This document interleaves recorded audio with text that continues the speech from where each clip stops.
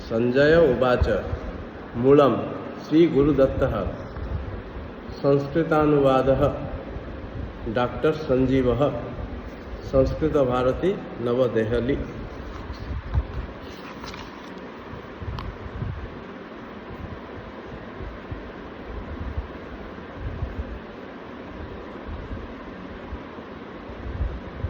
आदौ किंचित महर्षे गल्वगणस्य पुत्राय संजयाय भगवता व्यासेन प्रदत्ताभ्यां दिव्यनेत्राभ्यां इंद्रेण च प्रदत्तेन विशेषेण विमानेन कार्यमिदं संभवम् अभवत्।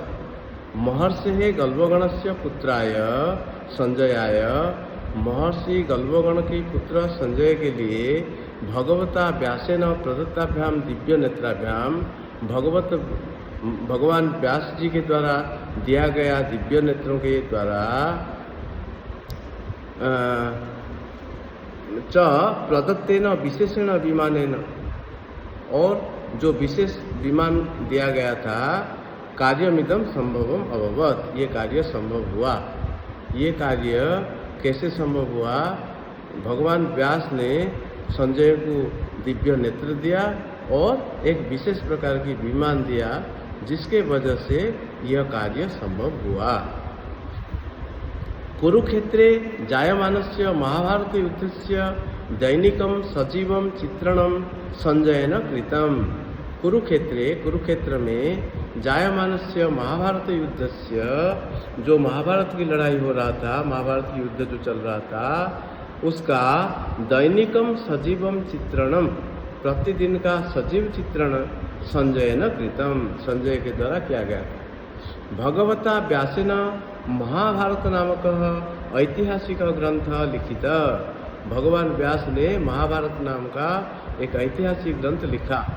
अस्मिन् ग्रंथे हस्तिनापुरस्य चंद्रवंशिनां महाराजानां इतिहासः वर्णितः अस्ति।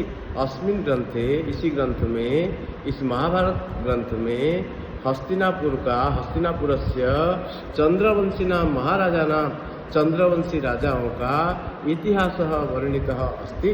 तत्र तेषाम् इतिहासः वर्णितः अस्ति। महाभारतम् इति शब्दः कालांतरे भीषणस्य युद्धस्य पर्यायः संजातः। महाभारत जो शब्द है कालांतर में एक भीषण युद्ध का पर्याय बन गया। कहीं पे भी आज तक कोई भीषण युद्ध कोई याद करेगा तो महाभारत है। परंतु ग्रंथे अस्मिन् भगवता व्यासेन मानव जीवन मूल्यानाम् अपि अगणितः उल्लेखः कृतः। परंतु ये ग्रंथे अस्मिन्, इस ग्रंथ में भगवान व्यास जी ने मानव का जो जीवन मूल्य है उन जीवन मूल्यों का अगणित उल्लेख किया है। महाभारतम कौरव पांडवानां मध्ये युद्ध मात्र में नास्ति। महाभारत जो है कौरव और पांडवों के बीच में केवल युद्ध मात्र नहीं है, अपितु द्वयोः विचारयोः परस्परस्य द्वंद्वस्य वर्णनमपि अस्ति।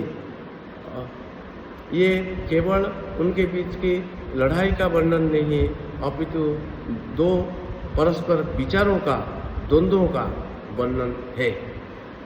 एकस्मिन् पक्षे लोभो मोहो कामः क्रोधश्च सर्वेषां बुद्धौ शासनं करोति स्म। एक पक्ष में जो है लोभ मोह काम क्रोध आदि सबकी बुद्धि में को शासन कर रहा था।